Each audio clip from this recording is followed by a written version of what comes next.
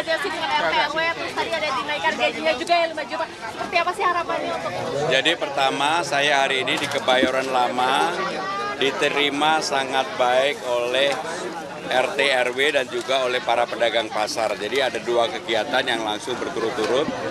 Di sana saya mendapatkan banyak hal yang mungkin belum saya dapatkan di tempat lain. Salah satunya adalah permintaan untuk pencegahan tawuran.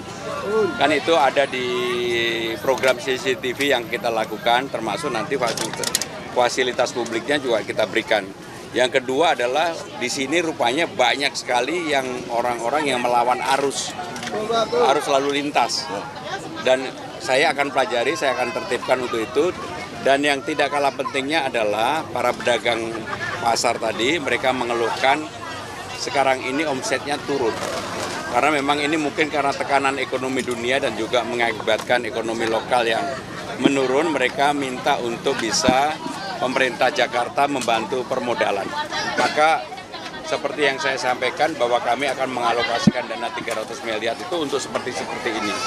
Supaya mereka tetap bisa survive karena penyangga utama Jakarta ekonomi itu di UMKM hampir 98,8%. Termasuk tenaga kerja tertinggi ya UMKM. Jadi itulah yang menjadi pikiran saya setelah melihat di lapangan pada hari ini. Itu teknisnya gimana sih Pak? Jadi teknik yang 300 tadi itu merupakan hal yang nanti dikelola oleh apakah bisa secara langsung melalui KUR atau melalui Bank DKI. Jadi yang jelas supaya kita mengajari juga bagi para pedagang bertanggung jawab terhadap itu. Tapi pengalaman saya yang ada ketika pandemi kemarin, dana PEN untuk membantu UMKM ini paling tertib. Mereka rakyat yang di bawah itu rata-rata lebih tertib dibandingkan dengan yang lain. Pak, itu kan terkait kan sudah ada program OKOC atau Jackpreneur. Ini apa bedanya Pak sama program? Ya, OKOC kan nggak terus-menerus. Sekarang ini kan memang, ya mohon maaf bukan mau mengkritisi, karena memang selalu di kita itu berganti kepemimpinan, polisinya juga berubah. Termasuk Jackpreneur walaupun sudah jalan, tetapi dibandingkan misalnya lah, terhadap Jaki pun kalah kan gitu. Sehingga dengan demikian saya yang sudah baik kita teruskan, yang kurang baik kita perbaiki. Itu aja kalau saya. Mas tadi terkait yang rencana warga tawuran itu menjadi pantau CCTV, setelah nanti mereka yang terlibat tawuran terpantau CCTV, penanganan selanjutnya? Ya, pertama pasti dilakukan edukasi bagi siapapun yang melakukan itu. Baru kalau ini sudah berulang-ulang nggak bisa disadarkan, ya kita menyerahkan ini kepada aparat penegak hukum untuk supaya dilakukan upaya hukum supaya orang jerah. Tapi saya yakin kalau CCTV ada di mana-mana pasti tawuran itu akan menurun dengan drastis.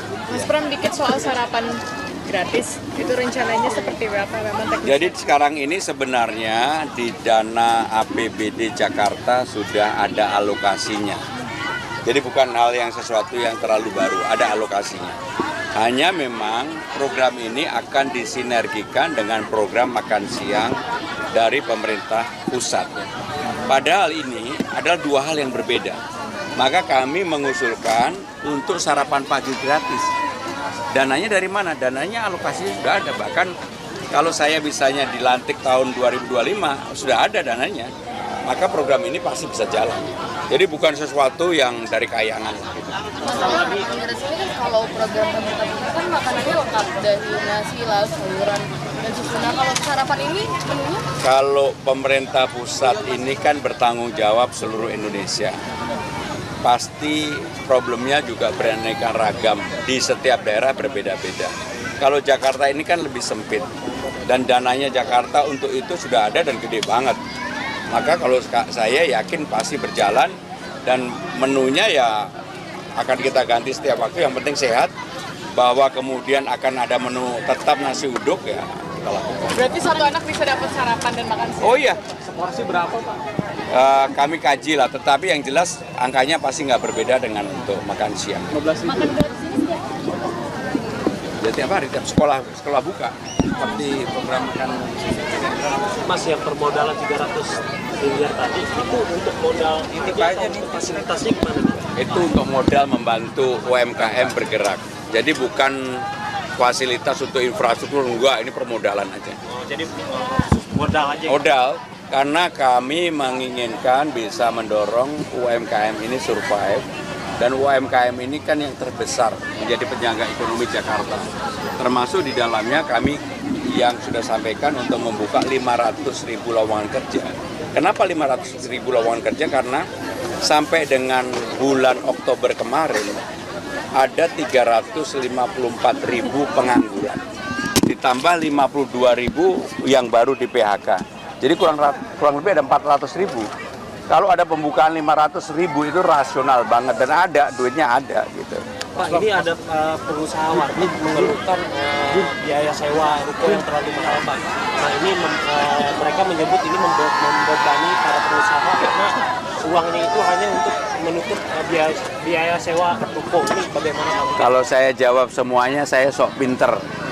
Karena ini baru tahu, jadi saya nggak bisa jawab. Nanti saya pelajari dulu, ya. Rencananya yang mengantri. Janda kaya menikahi pemuda nganggur. Aduh. Bahwa ada rencana untuk melaporkan kasus ke polisi. Politik saya riang gembira. Saya tidak mau menari-nari di tempat hal yang tidak perlu saya menari. Jadi saya tetap riang gembira, fokus pada apa yang saya lakukan.